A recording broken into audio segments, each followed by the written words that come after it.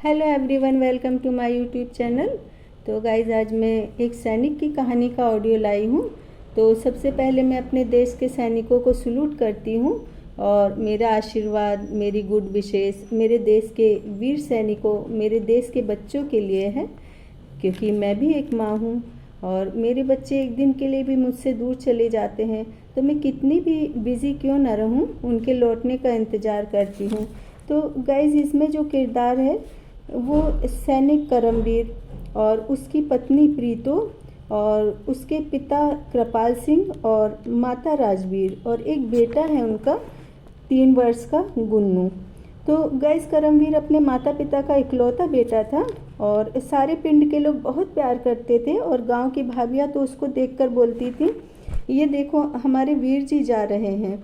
और करमवीर एक पंजाबी फैमिली से था और 5 पीढ़ियों के लोग एक साथ रहते थे और करमवीर और मनप्रीत बचपन के दोस्त थे और करमवीर को प्यार से कर्मा और मनप्रीत को प्रीतो बुलाते थे।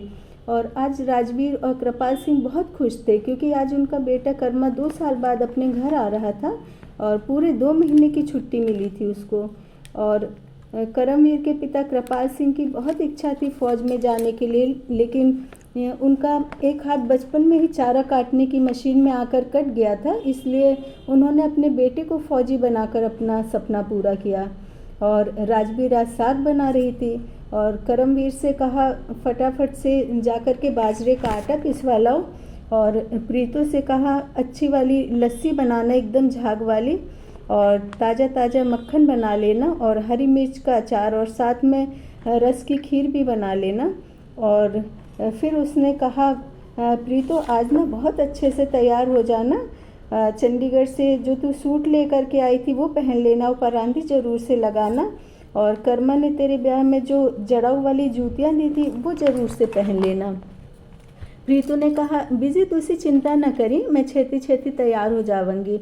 और प्रीतो अपने बेटे से बात करने लगी, गुन्नू आज तेरे पापा आ रहे हैं। और अब गुन्नू अपने पापा को तोतली बोली में कलमा बोलता था और आज तो सारे पिंड में रौनक लगी हुई थी क्योंकि गांव का बेटा जो आ रहा था। कृपाल सिंह और राजवीर के भी सारे रिश्तेदार इकट्ठे हो गए थे और करमवीर भी आज बहुत खुश था क्योंकि आज अपनी बीजी से, अपने पापा जी से मिलेगा, गुन्नू से भी मिलेगा।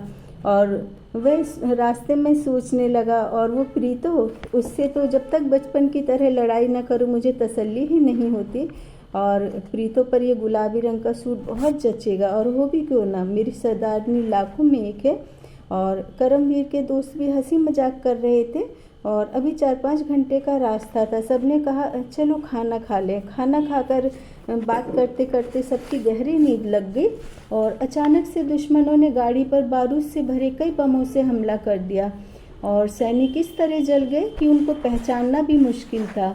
लेकिन करमवीर का एक हाथ 5 किलोमीटर दूर जा कर के मिला, क्योंकि उसके हाथ की पहचान उसके हाथ में बने हुए टैटू कर्मा और प्रीतो से हो पाई थी, क्योंकि एक बार प्रीतो ने कहा था, तू मेरे लिए क्या कर सकता है, तो उसने कहा कि मैं अपने हाथ में तेरा और अपना नाम लिखवाऊंगा और मैं यदि दुनिया से भी जाऊंगा तो मेरे हाथ पर ये तेरा नाम ज़रूर लिखा होगा और साथ में मेरा नाम भी।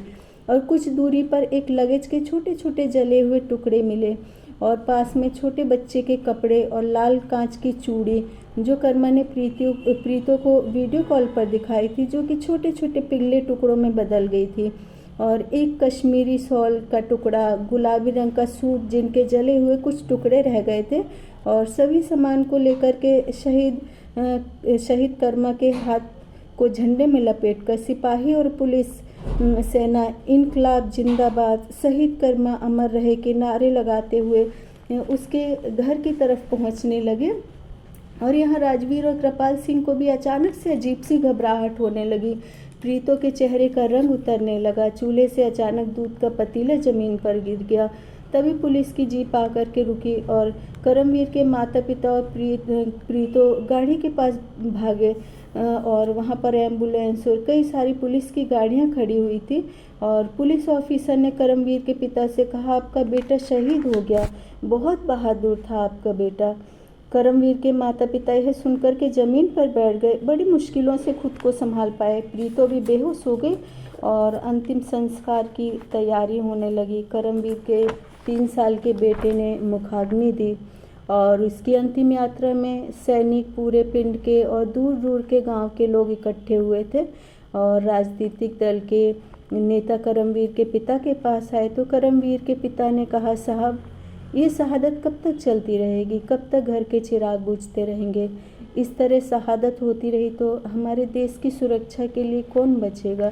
तो गाइज़ मैं यहाँ पर एक बात बताना चाहती हूँ कि आपने कहीं भी शहर में देखा होगा कि किसी भी छोटे से छोटे नेता का भी काफ़िला गुजरता है तो कितनी सारी सिक्योरिटी होती है और हमारे देश के जवान जो हमारे देश की रात दिन सुरक्षा में लगे हुए रहते हैं, ना वो बारिश देखते हैं, ना वो गर्मी देखते हैं, ना वो सर्दी का मौसम देखते हैं और उनके लिए कोई सिक्योरिटी नहीं होती, क्योंकि यदि उनके लिए सिक्योरिटी का इंतज़ाम हो जाए तो हमारे जो देश के इतने ज़्यादा सैनिक शहीद हो रहे हैं वो नहीं हो पाएंगे और जो दुश्मनों के इरादे हैं वो भी नाकाम हो जाएंगे। तो गाइज़ आज की मेरी कहानी का ऑडियो मेरे बच्चों, मेरे देश के वीर सैनिकों को समर्पित है।